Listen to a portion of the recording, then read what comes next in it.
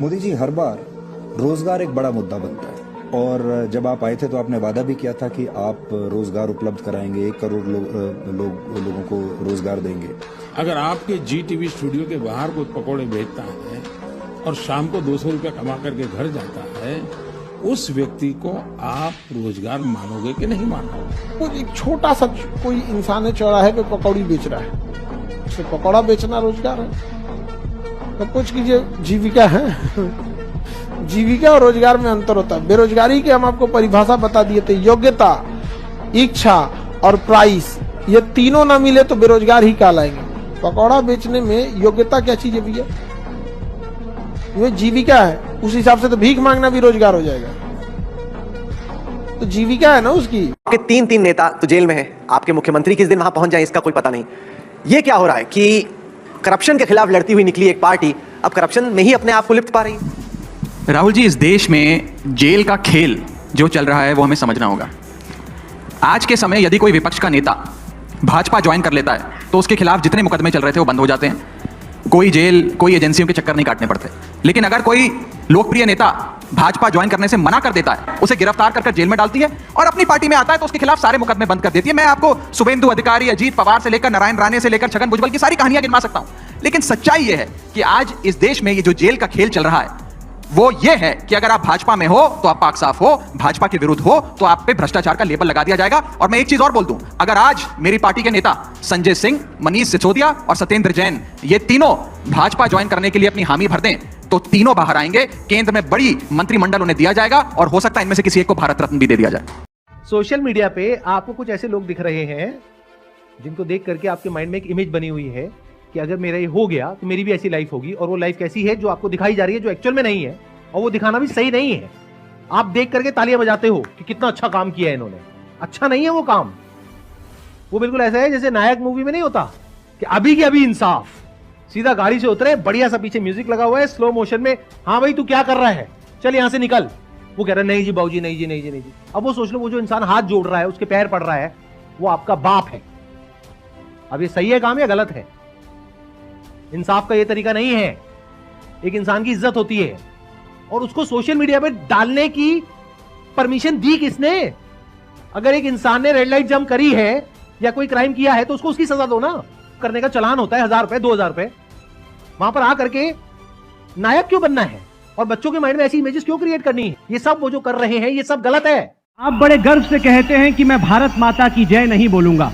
यहां बैठी जनता, टीवी पे देख रही जनता जानना चाहती है कि आखिरकार भारत माता की जय बोलने में इतनी तकलीफ क्यों है? मेरा मानना यह है कि हमारे कॉन्स्टिट्यूशन में कहीं पर भी ये नहीं लिखा हुआ है कि किस तरह की स्लोगन्स बोला जाए। तमाम लोग नारा मार रहे हैं, मैं रेस्पेक्ट करता हूं, मैं मुबारकबाद देता हूं, बहुत अच्छा है।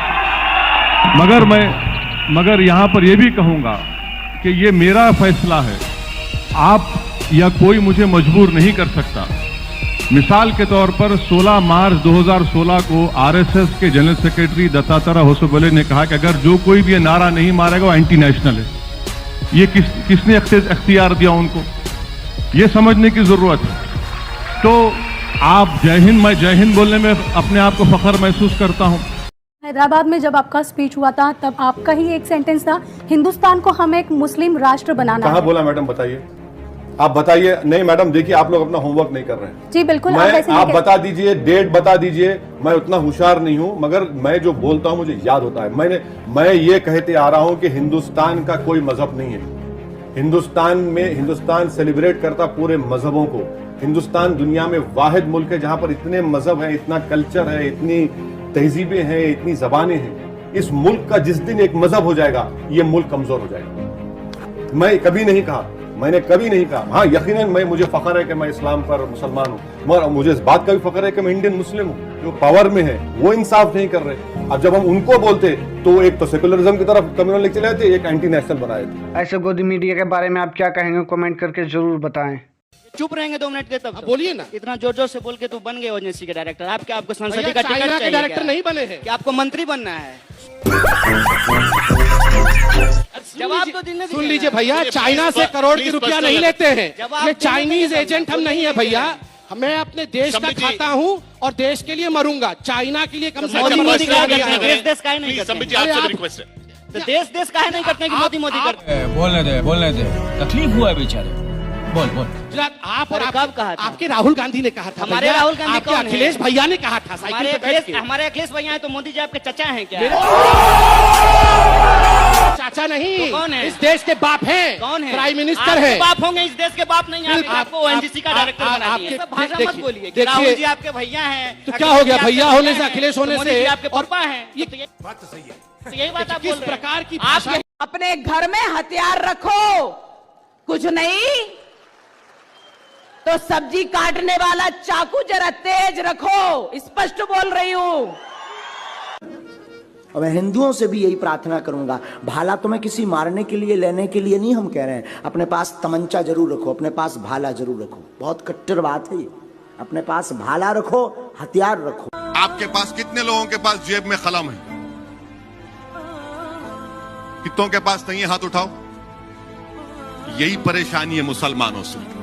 कलम रखो जेब में, ये कलम रखो, लिखो, जेब में कलम रखो। ये कलम तुमको जिंदा रखेगा, तलवार जिंदा नहीं रखेगी, कलम जिंदा रखेगा। 17 फरवरी 2070 को मैं यही ग्राउंड में आया था। कहीं पर अमित शाह भाषण दे रहे थे तो भाषण में कहा मैं यहां पर फुला तारीख को 2070 में आया था। हैं? 2070 में आया? ये तो उल्टा बोल रहा हूं। 2070 से 22 में वापिस आ गए। वाकई में शाह है ये। अमीश जी, हम सब सभ्य समाज में रहते हैं और सभ्य समाज की पहचान होती है यहाँ पे लोगों की उनकी शब्दावली अच्छी होनी चाहिए, मधुर होनी चाहिए, मीठी होनी चाहिए जी। लोकतांत्रिक व्यवस्था में विरोध होता है, होना भी चाहिए, यही लोकतंत्र की खूबसूरती है, विरोध बिल्कुल होना चाहिए। लेकिन किंतु जब कोई व्यक्ति अहंकार में आके अपनी भाषा की मर्यादा, अपनी जबान की मर्यादा भूल जाए तो वो बहुत गलत होता है। बात तो सही है। आदतन बदतमीजी करना, बेहुदा शब्दों का इस्तेमाल करना, घटिया भाषा का इस्तेमाल करना, श्रीमती सोनिया गांधी जी के लिए, श्री राहुल गांधी जी के लिए, श्री मल्लिकार्जुन खड़गे जी के लिए, हमारे अन्य सीनियर लीडर्स के लिए, हमारे महिला प्रवक्ताओं के साथ भी ये आदत हो चुकी है श्री गौरव भाटिया जी की। इसीलिए कांग्रेस पार्टी ने ये तय किया है और ये हमारा निर्णय है कि ऐसे बदतमीज घटिया भाषा शैली इस्तेमाल करने वाले गौरव भाटिया के साथ कांग्रेस पार्टी ना कोई भी डिबेट ज्वाइन नहीं करेगी। हर महादेव। इनकी पार्टी में गिलास तोड़ प्रवक्ता है। राधिका जी आप बैठिए तो सही। राधिका जी आप वापस आइए, मेरा निवेदन है 10 सेकंड के लिए आइए। नहीं। वैसे मोदी जी को खान सर की ये बात मान लेनी चाहिए। देखिए खान सर ने क्या कहा है मोदी जी से। जो भात दाल चावल बांट रहे हैं 5-5 किलो, उससे क्या चीज मिलता है किसान को? बहुत कुछ नहीं होता है। लेकिन उसके लिए इस सब योजनाओं के लिए सरकार को केंद्र लेवल पे जाके देखेंगे तो 70,000 करोड़ खर्च करना पड़ता है। तो अब जब उतना निकलता है ना तो 5-5 किलो भात दाल चावल मिलता है ना। भारत के किसान को आप 5 किलो भात चावल दाल मत दीजिए, उसको सिंचाई का साधन दे दीजिए कि अंतिम गांव के खेत तक में भी सिंचाई का पानी पहुंच जाएगा। और यूरिया खाद जो है आपको जी 5 किलो भात दे देते हैं और 1600 रुपया डीएपी कर देते हैं। क्या मतलब बनता है जी? हाँ, आप डीएपी कर दीजिए 400। हम कहते हैं ना कि अगले साल से किसान आपके यहाँ पहुंचा देगा दिल्ली में। रख लो 5 किलो भात, एक्स्ट्रा रख लो यार, जर्ती मत कटियो, गेहूं दे दो इनके। जर्ती काटा ना समझते हो, पिसवाने जाते हैं जर्ती काट लेता है।